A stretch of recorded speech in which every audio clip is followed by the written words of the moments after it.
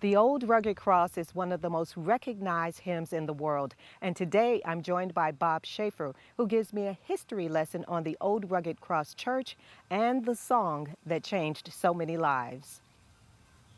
On the corner of Kansas and Vermont, in the tiny city of Pokagon, Michigan, the sun peers through the bell tower of a 136-year-old church.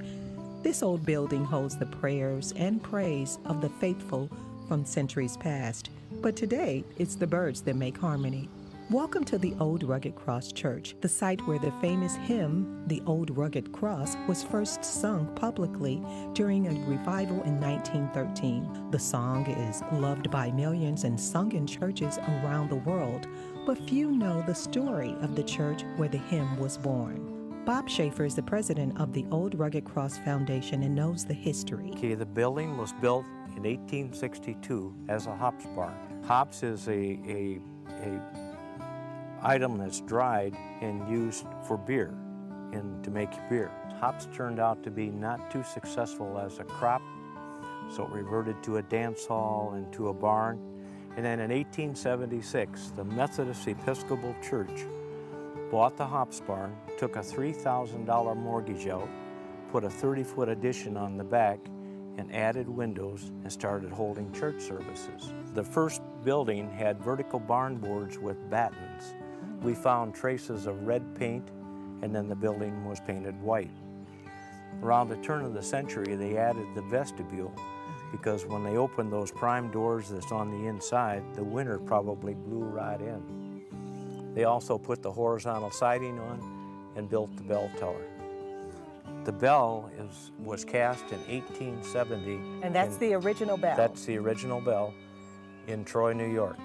And it's back where it came from, the original position. The bell tower was removed when the farmer bought it in 1914.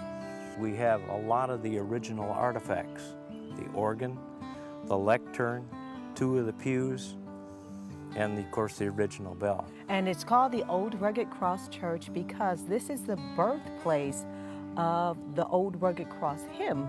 Right. Which was written by Reverend George Bernard? George Bernard.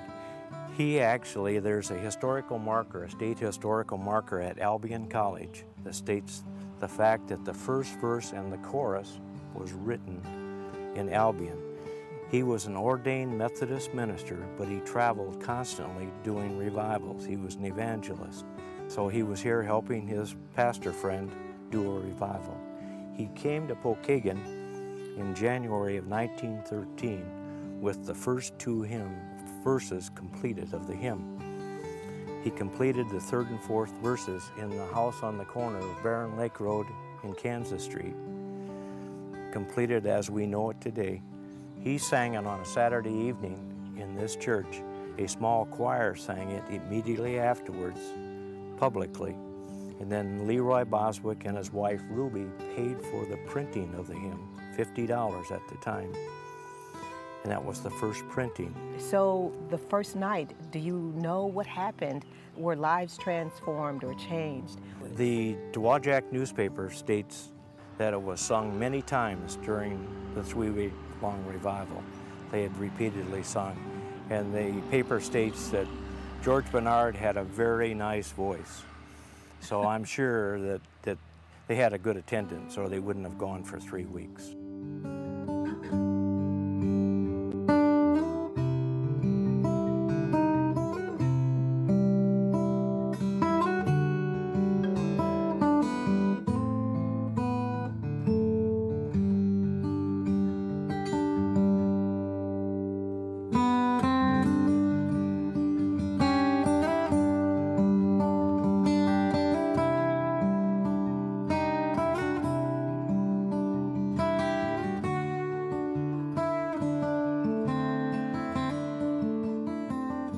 How did the song become so popular, so worldwide renowned? Shortly after the printing of the hymn, Homer Rodeheaver from Rodeheaver Publishing at Winona Lake, Indiana, purchased the rights to the hymn and copyrighted it, and held the copyright up until the late 50s or early 60s.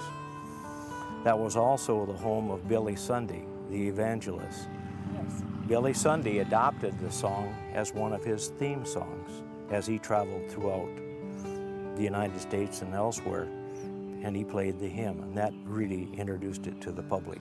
We have people that come here that confess that they are unchurched, want to pray, and tears come down their eyes and say that was Grandma's favorite song, or that was my mom's, it was sung at my mom's funeral, my dad's funeral. Well, one of the things we wanted to make sure of, that no one should ever profit from this other than the Lord. It's His. And then secondly, it belongs to the people. And the reason it belongs to the people is we've accepted no federal or state grants. It's all been private funding. At present date, we have no debt. Everything you see is paid for. The first estimate was to be $2 million to restore it to its 1913 appearance. We're going to restore it for right at $1 million, one half. And the reason for that is the Lord has put His hand on this project. This is His. He owns it. And why are you so passionate about this project?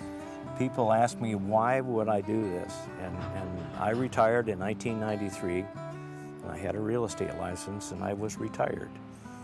In 1998, Molly and I purchased this. And people ask me why, and other than the fact that God said, you should be the one. And the Bible tells us the least likely. That would be me. And Molly. The Reverend George Bernard probably had no idea that his hymn, The Old Rugged Cross, would become famous and touch so many lives down through the centuries.